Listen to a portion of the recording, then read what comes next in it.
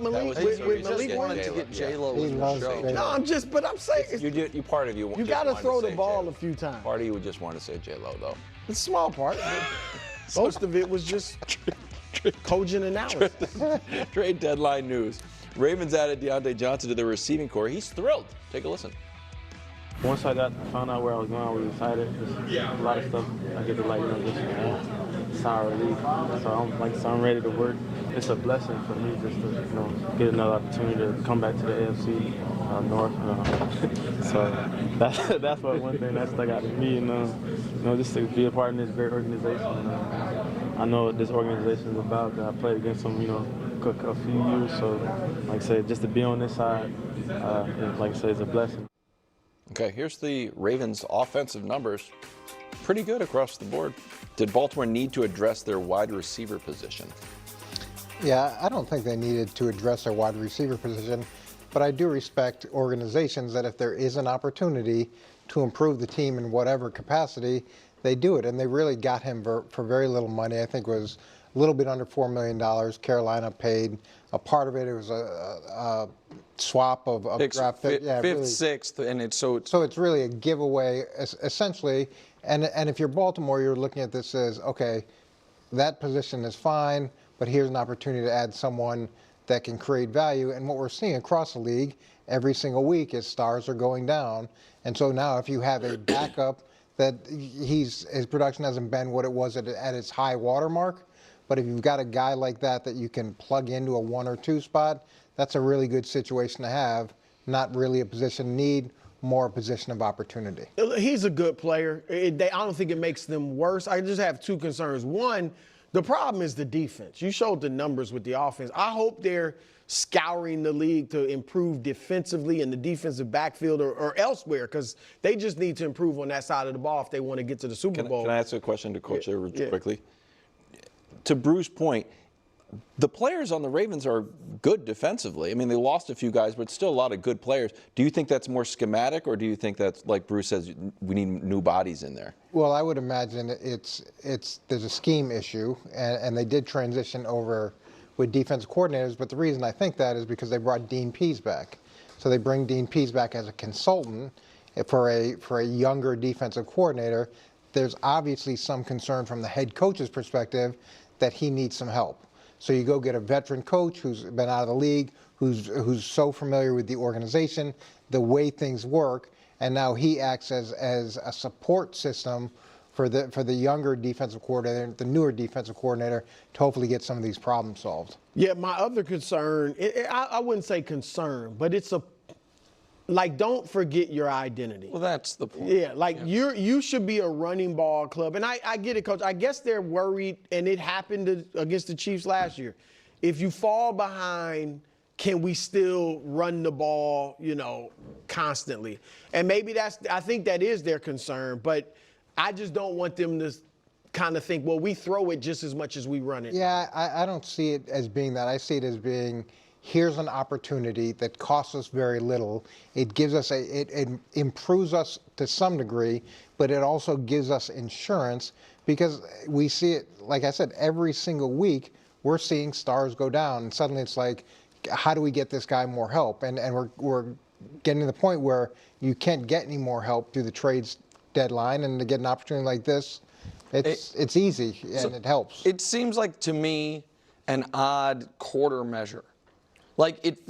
Because he's obviously not better than Zay Flowers. He might be as good as Rashad Bateman. The Ravens seem high on Bateman this year. I've never been super high on Bateman. I know he was a high draft pick, and it's not just because he dropped that pass last week. To me it was, well, the Jets added Devontae, even if the Jets aren't contenders. The Bills added Amari. The Chiefs added DeAndre Hopkins. They're all in our conference. They all have star or former star, in Aaron's case, quarterbacks. We gotta do something for Lamar here. When I just don't, I don't look at it not only as a position of need. I don't think Ravens fans want them, running 3 wide receiver sets. I think that every time the Ravens lose, we go back to, why did they throw the ball so much? But in a few weeks, if one of those guys goes down, and now you've got a player like this who's been in the system for a few weeks and can step into one of those one or two roles, there's no drop off. You're in a great position. No, I get that, but I guess my point is, even if it's, you're just trading your own 5th for the Panthers' 6th, those picks are going to be 10 draft picks apart. So it is very, very, very little you're giving up. That's similar to what the Chiefs gave up for Josh Uche. And I think Brew is a guy who's picked the Ravens to win the Super Bowl, would have been more excited by them adding even just a situational pass rusher who, his best year was a couple of years ago. Like, I'm not sure the Ravens have an identity. That's kind of what I'm getting at. Like, you have John Harbaugh in the offseason saying we want Lamar to be the literal GOAT. Not literal, sorry, but the greatest player to ever play. There's a lot of every time he has a great game, he's the best quarterback in the league. He's the league MVP. And then the other track is, what I think teams are most afraid of them on is Derrick Henry running the ball 25 times. But after week 1, when asked about it, John Harbaugh said, we didn't bring Derrick Henry to run the ball that type of times, but when he has, they've dominated people. So I'm not sure between Todd Monken, John Harbaugh, Lamar, the GM, like, I know they're pulling in the right direction, but do they have the same idea of how they're going to get there in mind? Well, there are times when they appear scatterbrained because, like you said, Henry, how many times you run it last 11. week? 10, 11 times. Like, one week he runs it 21 times, the next week is 10 or 11. And then even defensively, I've talked about, but the miscommunication defensively seems to happen once a week or at least once every 2 weeks. And just a lot of penalties. So they got to button it up. Okay. Well, there's still so much intensity around this trade, right? Like there's still this continued conversation about the Ravens getting Johnson. And I think it was especially considering what they're giving. It's one thing if they mortgage their future, right? If they gave like really high value assets to acquire him and are paying him a ton of money, then we could say, okay, was that really necessary? Right? But that's not really what happened. It ended up being essentially nothing, a steal in a lot of ways. And so if you can steal something and you're not going to get caught, then I guess you do it, right? So that alone. And again, I do believe the Ravens are going to continue to make some moves. And under that logic, then this is great because I think it does help them not only, like as Mangini is saying, as from a backup standpoint, but I think also just from an offense schematic standpoint. I think some of the things that they'll be able to do and how they'll be able to utilize Johnson will be well suited for what the Ravens are trying to accomplish. But in terms of this whole idea of do they lack an identity, run game versus pass game, run game, and Nick just said, I think Ravens fans want them to run the ball or whatnot, or want to see that. I don't know how true that is. A lot of Lamar Jackson and Baltimore Ravens fans really believe in Lamar's ability to throw the ball and don't believe this whole idea that this has to be a run first team. So I wouldn't be so quick to project that onto Baltimore Ravens fans, quite frankly. Now, I think they need to run. I don't think that having 11 carries for Derrick Henry makes sense. And someone in the comment section said to me before, when I first broke down that game on Monday, I think it was, I was like, this is ridiculous, 11 carries. And I was like, and he had 70 some yards. Like what are you doing? And they were like, you must have not watched the game because he didn't have a lot of positive yards. He only had 1-2 yards here and there. Then he had a breakout run. And it's like, well, welcome to football.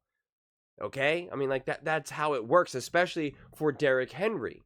Right, that's what he will do. He will break out a massive run. That's how it works. It's not saying that you're always going to run the ball and get 5 yards here, 6 yards here, 7 yards here every single time you hand the ball. If that was the case, then that's what every single team would do. You would just keep doing that again and again and again and again, and that's not how it works. So you either support your run game and commit to it, or you don't.